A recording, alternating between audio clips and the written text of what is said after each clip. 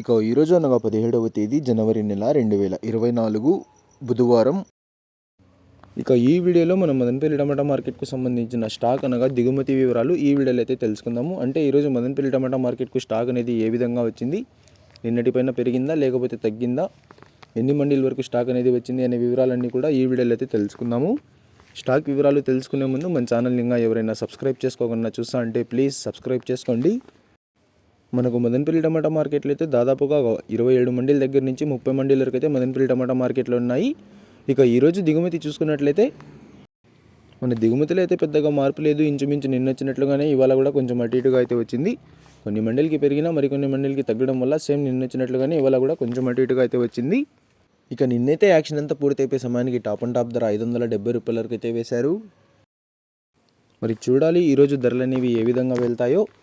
మనకు మదనపల్లి టమాటా మార్కెట్లో అయితే యాక్షన్ అనేది 8:30 8:40 ఆ మధ్యలో అయితే ప్రారంభమవుతుంది.